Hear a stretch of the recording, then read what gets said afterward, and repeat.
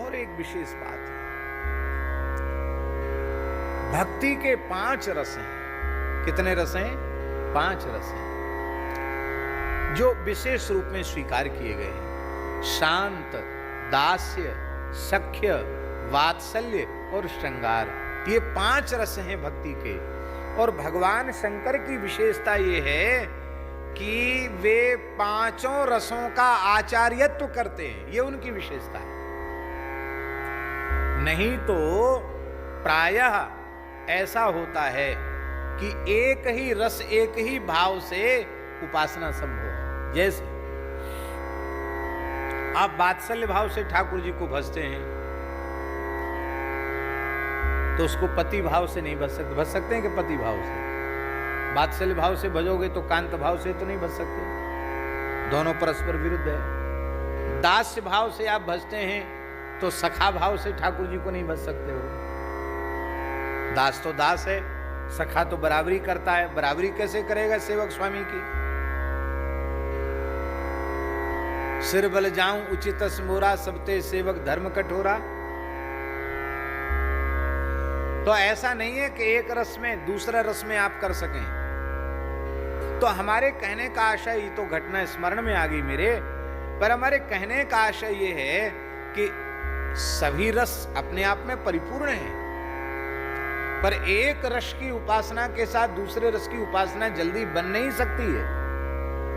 पर भगवान शिव ऐसे समर्थ महापुरुष हैं कि वे 5 रसों का आचार्यत्व एक साथ कर लेते हैं।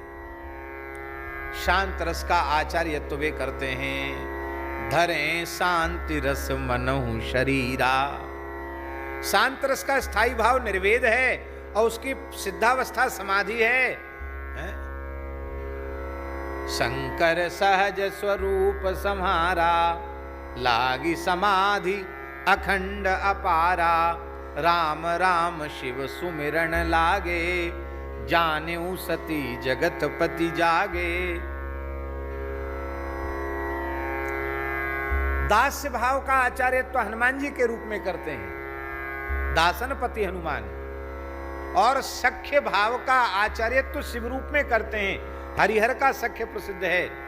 और ब्रज में पूछरी के लौठा के रूप में शंकर जी ही सख्य रस का आचार्यत्व करते हैं। ये पूछरी के लौठा और कोई दूसरे नहीं है, ये हनुमान जी ही पूछरी के लौठा हैं। लौठा माने होता पहलवान, पूछरी के पहलवान हनुमान जी। ठाकुर जी गैया चराने जाते कृष्ण बलदेव सखाओं के साथ, खूब छाक आरुगवाते हनुमान जी को। हनुमान जी कुश्ती के दाव पेच सिखाते, कंधे पर लेकर के पूरी गिरिराज जी की सैर कराते। जब गोवर्धन पूजन कराया भगवान ने, तब पूछरी के लौठा का पूजन कराया और कहा, लौठा बाबा अब आलथी पालथी मार के आप बैठ जाओ, अब आपको ठाड़े हैवे की जरूरत नहीं, अब हमारी ब्रजलीला संपन्न होगी, आपको यहीं गिरिराज जी में विराजना है। बोले महाराज फिर इतना भोग कौन लगाएगा? हनुमान जी बोले, तो बोले आज तो तुम्हें भोजन की जरूरत नहीं पड़ेगी, मेरी लीला के रस में ही तृप्त रहोगे, भूख प्यास नहीं लगेगी। इसलिए हमारे ब्रज में वहां कहते हैं, धन धन पूछरी को लौटा, अन्न खाए ना पानी पीवे, पड़ो रहे से लौटा। धन धन पूछरी को लौटा। पद्मासन में भगवान हनुमान जी बैठे हैं, शांभवी मुद्रा में बैठे, पूछरी के लौटा हनुमान जी हैं। तो भगवान के सखा भी हैं, सख्य रस का आचार्यत्व भी हनुमान जी करते हैं। शांत, दास, सख्य और वात्सल्य रस तो कहना ही क्या है।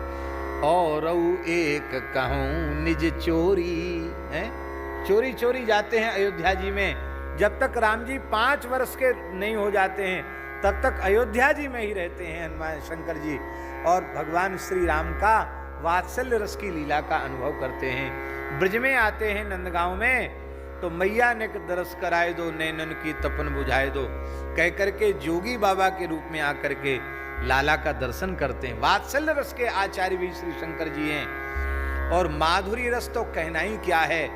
माधुरी रस की झांकी तो हमारे वृंदावन में, हमारे मोहल्ले में ही देखने को मिल जाती है। गोपीश्वर महादेव रास में त्रिलोचना कर्पूर गौरांगी गोपी बन के भोले बाबा पधारे।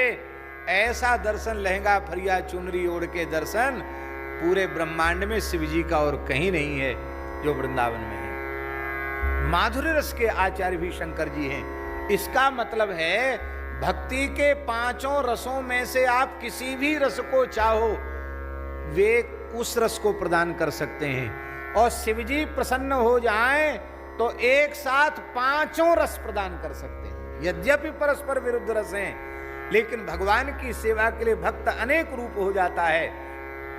वात्सल्य भाव के लिए वो यशोदा बन जाएगा, और माधुर्य भाव के लिए वो गोपी भी बन जाएगा, सख्य भाव के लिए सखा भी बन जाएगा, दास्य भाव के लिए सेवक भी बन जाएगा। सब कुछ भाव भगवान शिव प्रदान करके दे, कृपा करके दे सकते हैं। और श्री नरसिंह मेहता को साक्षात रास में प्रवेश भोले बाबा ने कराया है। इसलिए को जांचिए शंभु तजी आन, भक्तों को जो कुछ चाहिए वो भोले बाबा की कृपा से ही मिल जाएगा। इसलिए इनको छोड़कर भक्तों को और किसी के सामने हाथ नहीं फैलाना है, भगवान के सामने भी हाथ नहीं फैलाना है, क्योंकि माल मुलुक हरि देते हैं, हरिजन हरि ही देत। भोले बाबा प्रसन्न होंगे तो रामकृष्ण को गोद में बिठा देंगे। ऐसे भोले बाबा के चरणों में हम प्रणाम करते हैं।